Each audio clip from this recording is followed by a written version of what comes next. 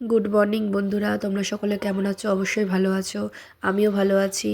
একটু ঠান্ডা লাগার কারণে আমার গলাটা এরকম লাগছে, এটাকে ইগনোর করো।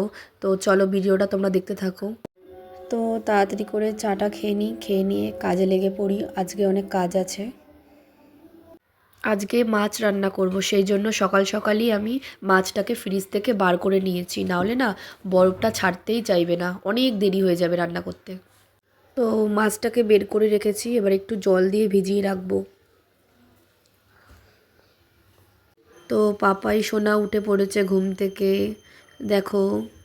আমি বলছি মাম্মাম তুমি উঠেছো, বলছে হ্যাঁ। তো এই যে আমাদের বাজার চলে এসছে। আজকে আমার বর এই যে বাজার করে এনেছে, দেখো।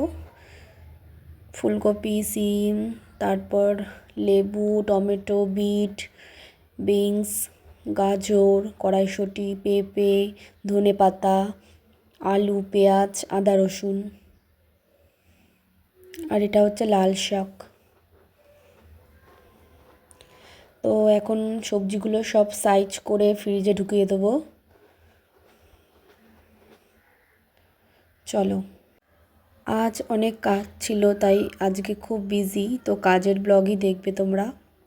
দুপুরে খাওয়া দাওয়া কমপ্লিট, এখন গ্যাসটা মুছে নিচ্ছি, বাসনও মেজে নিয়েছি।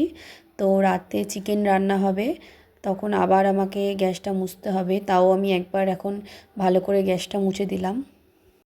তো এই যে বন্ধুরা, চিকেন আনা হয়েছে, রান্না হবে রাতে চিকেন কষা।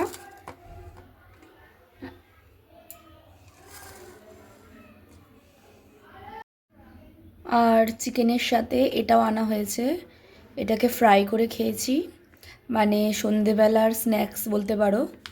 তো আমরা এখান থেকেই চিকেন আনি, এই যে টোটাল এই যে মাংসও এনেছি, আর তার সাথে সন্ধেবেলার স্ন্যাক্স। তো বন্ধুরা, ভিডিওটা কেমন লাগলো অবশ্যই জানাবে। তো ভিডিওটা এইটুকানি করলাম, আশা করি তোমাদের ভালো লাগবে। তো নেক্সট ভিডিওর জন্য আমাকে চ্যানেলটিকে সাবস্ক্রাইব করে রাখো।